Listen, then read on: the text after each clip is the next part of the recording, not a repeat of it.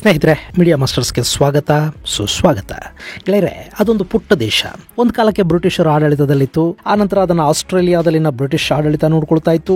4.5 ದಶಕಗಳ ಹಿಂದೆ ಅದಕ್ಕೆ ಸ್ವಾತಂತ್ರ್ಯ ಬಂತು. ಅಲ್ಲಿಗೆ ಕಾಲಿಡಬೇಕು ಅಂತ ಇವತ್ತಿಗೂ ಚೈನಾ ತುಂಬಾನೇ ಪ್ರಯತ್ನ ಪಡ್ತಾ ಇದೆ. ಅಲ್ಲಿ ತನ್ನ ಅಸ್ತಿತ್ವವನ್ನು ಸ್ಥಾಪನೆ ಮಾಡಿಕೊಂಡ್ರೆ ಇಂಡೋ ಪೆಸಿಫಿಕ್ ಅಲ್ಲಿ ಮತ್ತಷ್ಟು ಬಲ ಹೆಚ್ಚು ಮಾಡ್ಕೋಬಹುದು ಅಂತ ಡ್ರ್ಯಾಗನ್ ಭಾವಿಸುತ್ತೆ.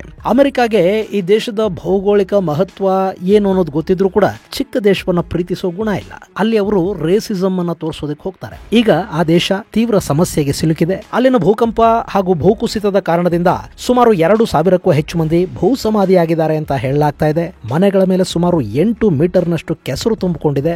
ಬೆಟ್ಟದ ಮೇಲಿಂದ ಮಣ್ಣು ಹಾಗೂ ಬಂಡೆಗಳು ಉರುಳಿ ಬರ್ತಲೇ ಇವೆ. ಅಲ್ಲಿನ ಆಡಳಿತ ಜಾಗತಿಕ ಸಹಾಯಕ್ಕಾಗಿ ಅಂಗಲಾಚ್ತಾ ಇದೆ. ಈಗ ಅವರ ನೆರವಿಗೆ ನಿಂತಿರುವುದು ಭಾರತ.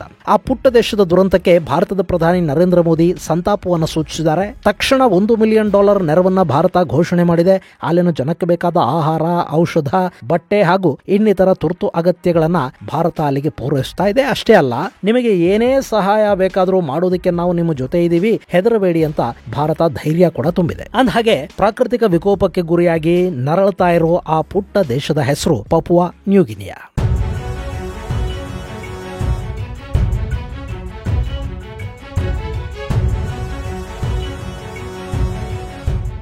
ಗೆಳೆಯರೆ, ಇಲ್ಲಿ ಪೆಸಿಫಿಕ್ ಮಹಾಸಾಗರದಲ್ಲಿ ಆಸ್ಟ್ರೇಲಿಯಾದ ಮೇಲ್ಭಾಗದಲ್ಲಿ ನೀವು ನೋಡ್ತಾ ಇದ್ದೀರಲ್ಲ, ಇದೇ ಪಪುವಾ ನ್ಯೂಗಿನಿಯಾ. ಸುಮಾರು 4,62,840 ಚದರ ಕಿಲೋಮೀಟರ್ನಷ್ಟು ವಿಸ್ತೀರ್ಣವನ್ನ ಹೊಂದಿರುವ ಈ ದೇಶ 7,000 ವರ್ಷಗಳ ಹಿಂದೆನೇ ಜನವಸತಿಯನ್ನು ಹೊಂದಿತ್ತು. ಹಾಗೆ ಸುಮಾರು 5,000 ವರ್ಷಗಳ ಹಿಂದಿನಿಂದ ಕೂಡ ಆಗ್ನೇಯ ಏಷ್ಯಾ ದೇಶಗಳ ಜನ ಇಲ್ಲಿನ ಪ್ಯಾರಡೈಸ್ ಹಕ್ಕಿಗಳನ್ನ ಹಿಡ್ಕೊಂಡು ಹೋಗೋದಿಕ್ಕೆ ಈ ದ್ವೀಪಕ್ಕೆ ಬರ್ತಾ ಇದ್ರು ಅಂತ ಹೇಳಲಾಗುತ್ತೆ. ಇಂಥ ದ್ವೀಪದ ಮೇಲೆ 16ನೇ ಶತಮಾನದಲ್ಲಿ ಯುರೋಪಿಯನ್ನರ ಕಣ್ಣು ಬಿತ್ತು. 19ನೇ ಶತಮಾನದಲ್ಲಿ ಇಲ್ಲಿನ ಉತ್ತರ ಭಾಗವನ್ನ ಜರ್ಮನಿ ಆಕ್ರಮಿಸಿಕೊಳ್ತು.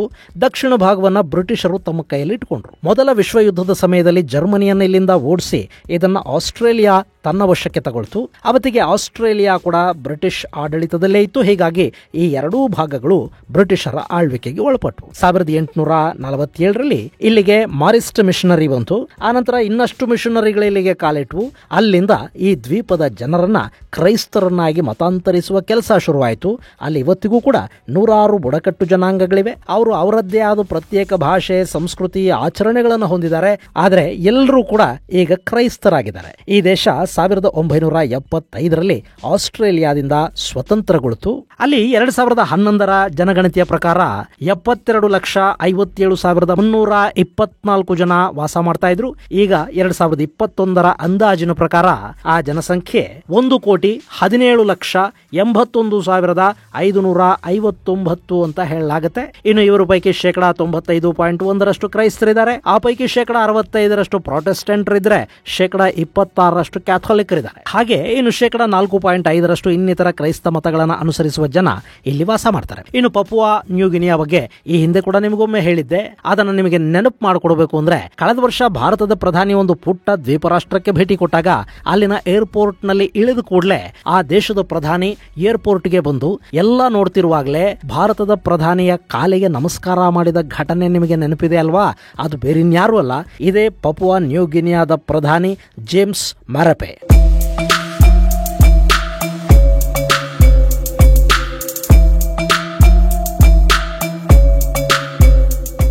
ಅವತ್ತು ಅಲ್ಲಿಗೆ ಪ್ರಧಾನಿ ಮೋದಿ ಹಾಗೂ ಬಿಡನ್ ಇಬ್ರು ಹೋಗಬೇಕಿತ್ತು. ಆದರೆ ಚಿಕ್ಕ ದೇಶ ನೋಡಿ, ಹೀಗಾಗಿ ದೊಡ್ಡಣ್ಣ ಕಡೆ ಕ್ಷಣದಲ್ಲಿ ನಾನು ಬರೋದಿಲ್ಲ ಅಂದ್ಬಿಟ್ಟ.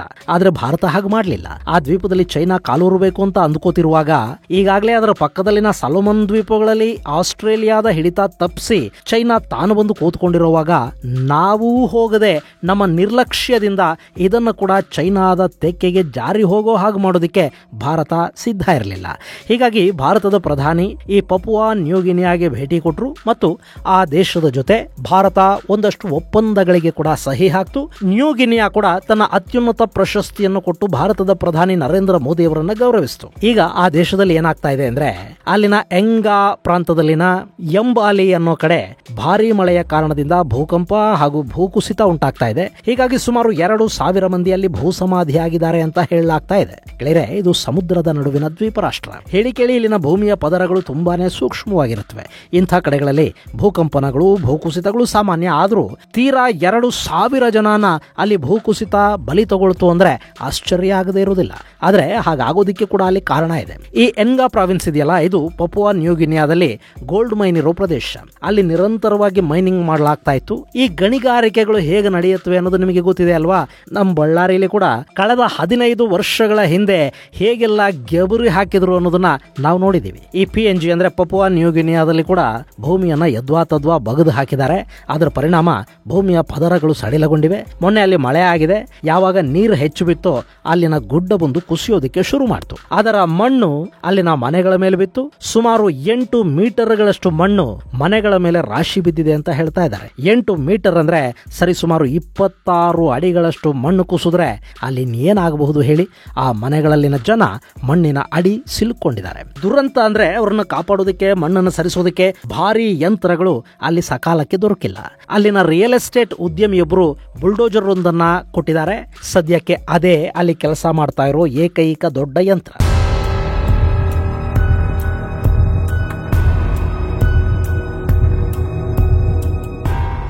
ಇನ್ನು ಬೇರೆ ಕಡೆಗಳಿಂದ ಯಂತ್ರೋಪಕರಣಗಳನ್ನು ಸಾಗಾಟ ಮಾಡೋದಕ್ಕೆ ಕೂಡ ಒಂದಷ್ಟು ಸಮಸ್ಯೆಗಳಾಗ್ತಾ ಇವೆ. ಅಲ್ಲಿನ ನೆಲ ಕುಸಿತಾ ಇರೋದ್ರಿಂದ, ಪೂರ್ತಿಯಾಗಿ ಕೆಸರು ಮುಚ್ಚಿಕೊಂಡಿರೋದ್ರಿಂದ ಮತ್ತು ಗುಡ್ಡಗಳ ಮೇಲಿಂದ ಬಂಡೆಗಳು ಈಗಲೂ ಕೂಡ ಉರುಳುಕೊಂಡು ಬರ್ತಾ ಇರೋದ್ರಿಂದ, ಮಣ್ಣು ಕುಸಿತಾ ಇರೋದ್ರಿಂದ ಯಂತ್ರೋಪಕರಣಗಳನ್ನು ಅಲ್ಲಿಗೆ ಸಾಗಿಸೋದು ಮತ್ತು ಪರಿಹಾರ ಸಾಮಗ್ರಿಯನ್ನ ತಕ್ಷಣಕ್ಕಲ್ಲಿಗೆ ತಗೊಂಡು ಹೋಗೋದು ಕಷ್ಟವಾಗ್ತಾ ಇದೆ. ಜೊತೆಗೆ ಈ ಭಾಗದಲ್ಲಿ ಒಂದಷ್ಟು ಬುಡಕಟ್ಟು ಜನಾಂಗಗಳ ನಡುವೆ ಗಲಭೆಗಳು, ಬಡಿದಾಟಗಳು ಕೂಡ ಆಗ್ತಾ ಇವೆ. ಕಳೆದ ವಾರ ಅಷ್ಟೇ ಅಲ್ಲಿ ಸುಮಾರು 15ಕ್ಕೂ ಹೆಚ್ಚು ಮನೆಗಳನ್ನ ಪರಸ್ಪರರ ಜಗಳದಲ್ಲಿ ಬುಡಕಟ್ಟು ಜನಾಂಗ ಸುಟ್ಟು ಹಾಕೊಂಡಿದ್ದಾರೆ. ಈಗ ಅಲ್ಲಿಗೆ ಪರಿಹಾರ ಸಾಮಗ್ರಿಗಳನ್ನ ತಗೊಂಡು ಹೋಗೋದಕ್ಕೆ ಕೂಡ ಅವರು ಅಡ್ಡಿಪಡಿಸ್ತಾ ಇದ್ದಾರೆ ಅಂತ ಹೇಳಲಾಗ್ತಾ ಇದ್ದು, ಸೇನೆ ಹಾಗೂ ಭದ್ರತಾ ಪಡೆಗಳ ರಕ್ಷಣೆಯಲ್ಲಿ ಪರಿಹಾರ ತಂಡಗಳಲ್ಲಿಗೆ ಹೋಗ್ತಾ ಇವೆ. ಗೆಳೆಯರೆ, ಅಲ್ಲಿ ಸದ್ಯಕ್ಕೆ ಗಾಯಾಳುಗಳಿಗೆ ಚಿಕಿತ್ಸೆಯ ವ್ಯವಸ್ಥೆಗಳಾಗಬೇಕು. ಹಾಗೆ ಭೂಕುಸಿತದಲ್ಲಿ ಬದುಕುಳಿದಿರ್ತಾರಲ್ಲ, ಅವರಿಗೆ ಆಶ್ರಯ ಹಾಗೂ ಆಹಾರದ ವ್ಯವಸ್ಥೆ ಕೂಡ ಆಗಬೇಕು. ಜೊತೆಗೆ ಅಲ್ಲಿನ ಮೂಲಭೂತ ಸೌಕರ್ಯಗಳು ಕೂಡ ಮಣ್ಣು ಪಾಲಾಗಿವೆ. ಹೀಗಾಗಿ ಅದನ್ನು ಸರಿಪಡಿಸೋದಕ್ಕೆ ಆ ದೇಶಕ್ಕೆ ಸಹಾಯ ಬೇಕು. ಅವರು ಅಂತಾರಾಷ್ಟ್ರೀಯ ಸಮುದಾಯವನ್ನ ಸಹಾಯಕ್ಕಾಗಿ ಕೇಳ್ತಾ ಇದ್ದಾರೆ. ಅಲ್ಲಿ ವಿಶ್ವಸಂಸ್ಥೆ ಸುಮಾರು 670 ಜನ ಸಾವಿಗೀಡಾಗಿದ್ದಾರೆ ಅಂತ ಹೇಳ್ತಾ ಇದೆ. ಆದರೆ ಅದರ 3 ಪಟ್ಟು ಸಾವು ಸಂಭವಿಸಿರುವುದಾಗಿ ಅಲ್ಲಿನ ಆಡಳಿತ ಹೇಳ್ತಾ ಇದೆ. ಇದು ಸತ್ತವರೆಷ್ಟು, ಕಾಣೆಯಾದವರೆಷ್ಟು ಅನ್ನೋದನ್ನ ಲೆಕ್ಕ ಹಾಕ್ತಾ ಕೂತ್ಕೊಳ್ಳೋ ಸಮಯ ಅಲ್ಲ. ಆ ಪುಟ್ಟ ದೇಶಕ್ಕೆ ಸಹಾಯವನ್ನು ತಲುಪಿಸಬೇಕಾದ ಸಮಯ ಇದು. ಹೀಗಾಗಿ ಭಾರತ ಅಲ್ಲಿ ಕಾರ್ಯಪ್ರವೃತ್ತವಾಗಿದೆ.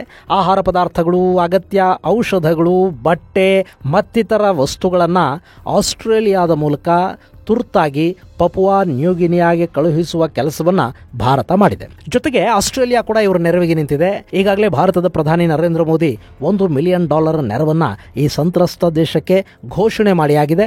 ಜೊತೆಗೆ ನಿಮ್ಮ ಎಲ್ಲ ಅಗತ್ಯಗಳಿಗೂ ನಾವಿದ್ದೀವಿ, ಬೇರೆ ಯಾವುದೇ ಸಹಾಯವನ್ನು ಬೇಕಾದರೂ ನಾವು ಕೊಡ್ತೀವಿ ಅನ್ನೋ ಭರವಸೆ ಹಾಗೂ ಸಾಂತ್ವನವನ್ನ ಕೂಡ ಪ್ರಧಾನಿ ಹೇಳಿದ್ದಾರೆ. ಗೆಳೆಯರೆ, ಇಂಥ ಸಂದರ್ಭದಲ್ಲಿ ತುಂಬಾ ಅಗತ್ಯವಾಗಿ ಬೇಕಾಗೋದು ನಾವಿದ್ದೀವಿ ಅನ್ನೋ ಒಂದು ಧೈರ್ಯದ ಮಾತು. ಆ ಧೈರ್ಯವನ್ನ ಭಾರತ ಅವರಿಗೆ ಕೊಡ್ತಾ ಇದೆ.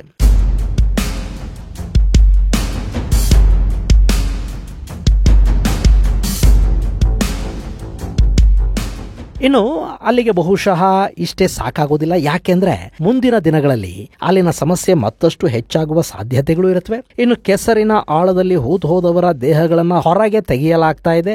ಮಳೆ ಹಾಗೂ ಭೂಕುಸಿತಗಳಲ್ಲಿ ಒಂದಷ್ಟು ಕಾಯಿಲೆಗಳಿಗೆ ಕಾರಣ ಆಗುತ್ತವೆ. ಹೀಗಾಗಿ ಅಲ್ಲಿ ಆಹಾರ, ಔಷಧಗಳ ಅಗತ್ಯ ತುಂಬಾನೇ ಇರುತ್ತೆ. ಜೊತೆಗೆ ಕೆಸರಲ್ಲಿ ಹೂತವರನ್ನ ಹೊರತೆಗೆಯೋದಕ್ಕೆ ತಜ್ಞರ ತಂಡಗಳೂ ಕೂಡ ಅಲ್ಲಿಗೆ ಹೋಗಬೇಕಾದ ಅಗತ್ಯ ಇದೆ.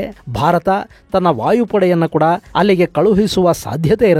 ಜಗತ್ತು ಕೂಡ ಪಾಪ ಈ ಪೆಸಿಫಿಕ್ ದೇಶದ ನೆರವಿಗೆ ನಿಂತ್ಕೊಳ್ಳಿ. ಅಂದಹಾಗೆ ಇಂಡೋ ಪೆಸಿಫಿಕ್ ಬಗ್ಗೆ ದೊಡ್ಡ ದೊಡ್ಡ ಮಾತುಗಳನ್ನಾಡುವ ಅಮೆರಿಕ ಈವರೆಗೆ, ಅಂದ್ರೆ ನಾನು ಈ ವಿಡಿಯೋ ಮಾಡೋವರೆಗೆ ಯಾವ ರೀತಿಯ ಸ್ಪಂದನೆಯನ್ನು ವ್ಯಕ್ತಪಡಿಸಿರಲಿಲ್ಲ.